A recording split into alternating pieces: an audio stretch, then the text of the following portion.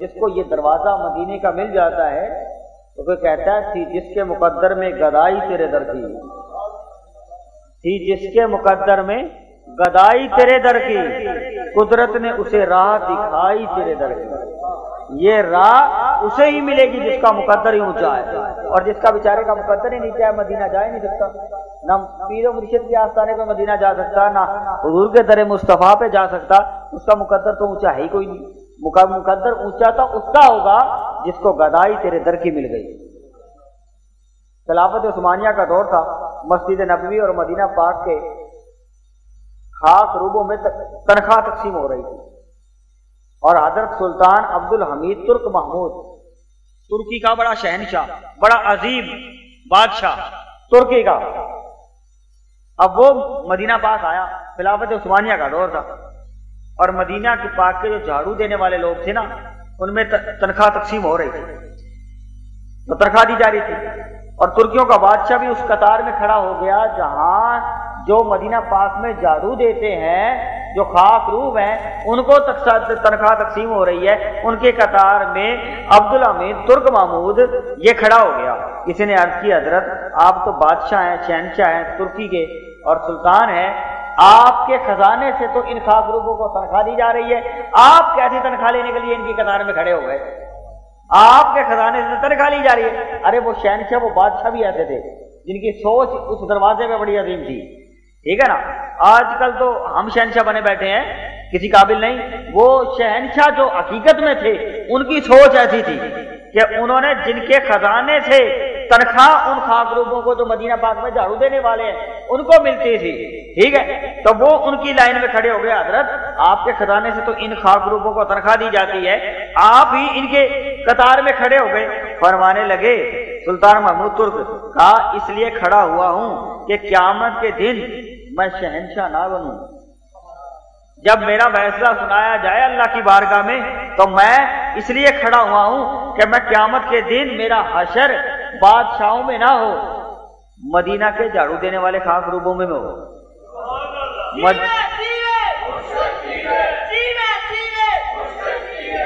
مدینہ پاک کے جھاڑو دینے والے لوگوں میں ہو، بادشاہوں میں میرا حشر نہ ہو، میرا حشر مدینہ پاک کے جھاڑو دینے والے لوگوں میں ہو۔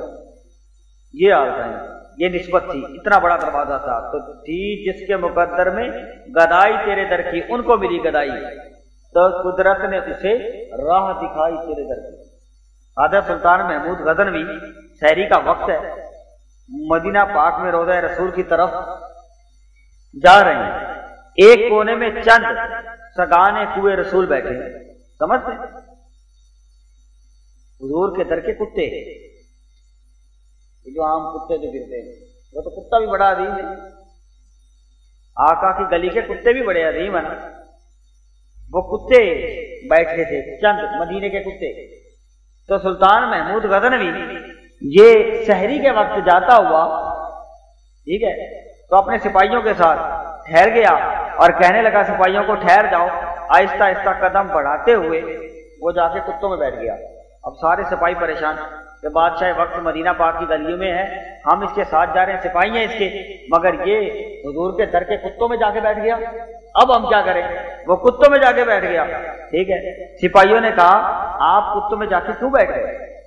ہم سپاہی ہیں، آپ کے حفاظت کرنے والے ہیں، آپ کے خادم ہیں، آپ جا کے کتوں میں کیوں بیٹھ گئے؟ سلطان محمود غزنوی نے کہا کہ میرے محبوب کی گلی میں رہنے والے ہیں یہ کتے، اس لیے ان میں آ کے بیٹھا ہوں کہ قیامت کے دن میرا حشر بادشاہوں میں نہ ہو، مدینے کی گلی کے کتوں میں ہو جائے، میرا حشر بادشاہوں میں نہ ہو، مدینے کے کتوں میں ہو جائے۔ اس لیے عبد الرحمن جامی وہ لکھتے ہیں، فرماتے ہیں کاش صدق توئے تورا نام جامی بوٹے کہ بر زبانت آمد کاہے کاہے۔ امام عبد الرحمن جامی فرماتے ہیں اے کاش کہ یا رسول اللہ صلی اللہ تعالی علیہ وسلم آپ کے در کے کتے کا نام جامی ہوتا، کسی بہانے سے آپ کے ہونٹوں پر میرا نام تو جاری رہتا، میں جامی نہ ہوتا، اے کاش کہ حضور آپ کے در کے کتے کا نام جامی ہوتا کہ آپ کے لبوں پہ ہر وقت میرا نام تو رہتا۔ سگے طیبہ مجھے کہہ کے پکارے بے دم، یہی رکھے میری پہچان مدینے والے۔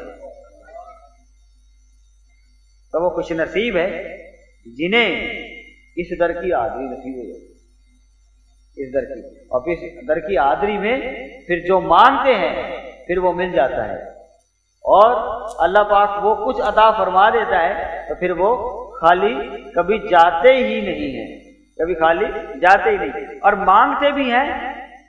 ارے مانگنا تو بعد کی بات ہے، ان کے در پہ مانگنا تو بعد کی بات ہے، ابھی آپ مانگتے ہی نہیں ہیں تو بن مانگے ہی مل جاتا ہے، مانگنا تو بعد کی بات ہے۔ مولانا حسن رضا خان بریلوی فرماتے ہیں کیوں اپنی گلی میں روادار صدا ہو جو بھیک لیے راہ گدا دیکھ رہا ہو۔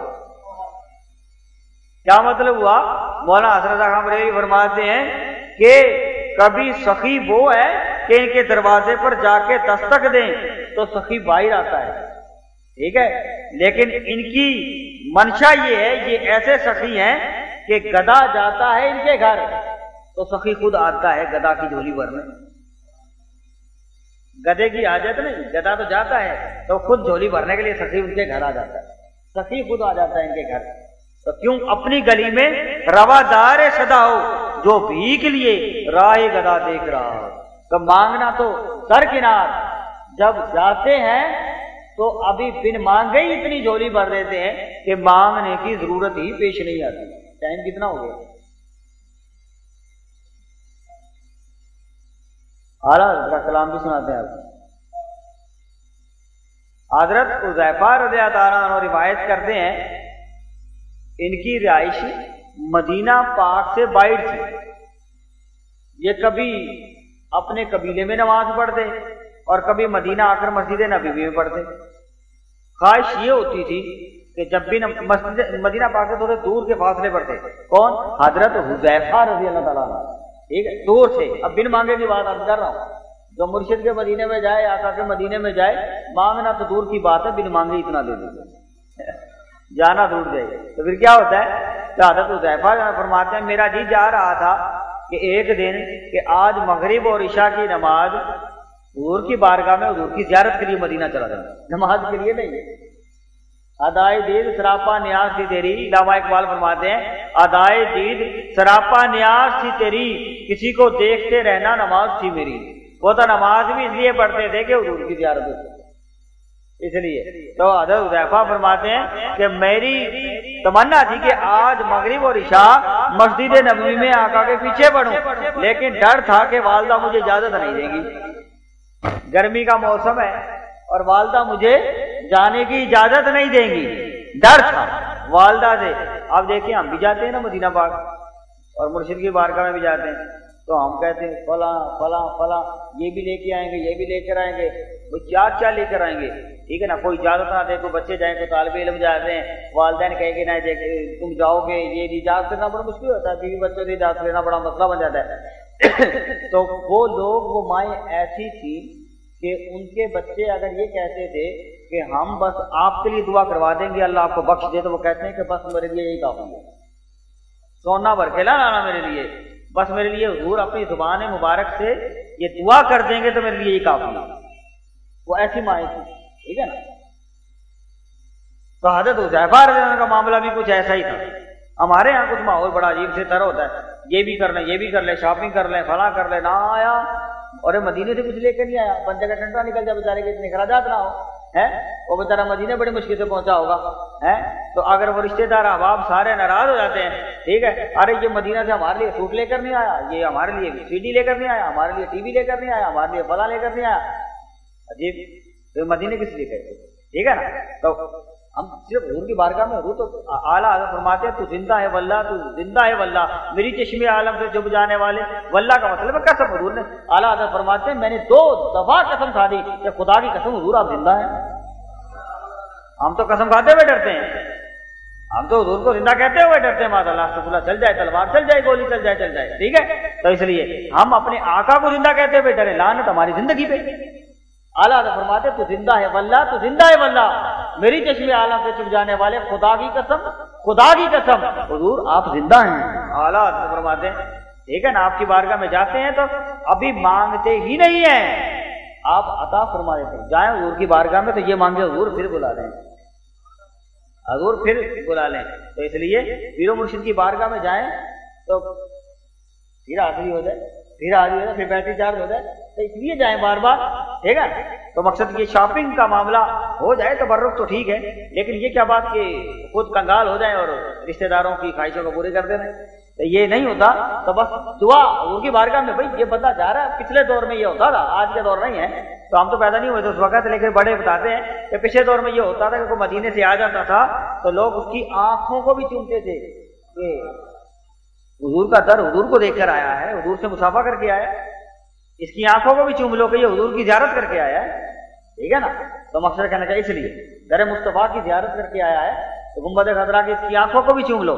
تو اس لیے لیکن آج وہ آنکھوں کو نہیں دیکھتے، پہلے دیکھتے ہیں ہاتھ میں بیگ کتنے بڑے ہیں. استغفراللہ، بڑا عجیب معاملہ، اللہ کرم فرمائے.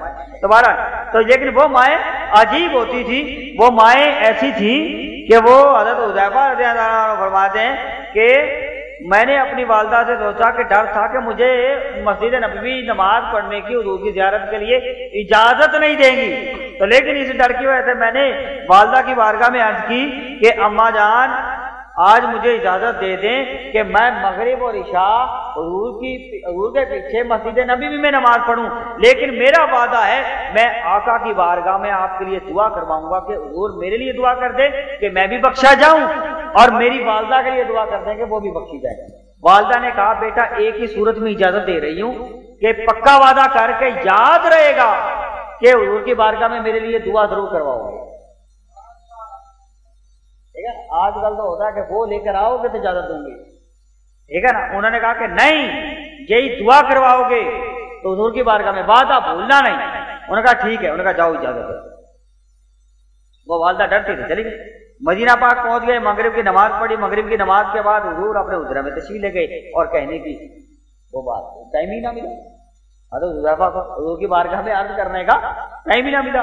وہ دیکھتے ہیں لوگ اب آقا علیہ الصلوۃ والسلام حجرہ میں تشریف لے گئے، لوگ آتے ہیں جاتے ہیں، مختلف ملاقاتیں ہوتی ہیں، داروغہ ملاقاتیں کرا رہا ہے اور ملاقاتیں ہو رہی ہیں. حضور نے اسی ملاقاتوں کے دوران عشاء کی نماز کا وقت ہو گیا، پھر عشاء پڑھی. عشاء کے وقت آقا علیہ الصلوۃ والسلام عشاء پڑھا کر حجرہ مبارک کی طرف جانے لگے تو حضرت حذیفہ نے سوچا کہ حضور تو اب بھی نماز پڑھا کے جا رہے ہیں تو اب بھی ٹائم نہیں ملا، مغرب کی نماز پڑھ کے بھی ٹائم نہیں ملا، اور ادھر والدہ سے وعدہ کیا ہوا ہے کہ بھئی جو ہے نا تم دعا کرواؤں گا کہ حضور کی بارگاہ میں کہ حضور میرے لیے بھی بخشش کی دعا کرے اور میری والدہ کے لیے بھی بخشش کی دعا کرے. ابھی تک یہ دعا تو میں نے کروائی نہیں، تو وعدہ جھوٹا ہو جائے گا والدہ کے ساتھ، تو پھر کیا کروں گا. تو حضرت حذیفہ فرماتے ہیں آقا علیہ الصلوۃ والسلام حجرہ شریف کی طرف جا رہے تھے تو میں پیچھے پیچھے چل دیا، لائٹ بجلی تو تھی نہیں، ٹھیک ہے نا، اور اندھیرا تھا، لائٹ بجلی نہیں تھی، اندھیرا تھا.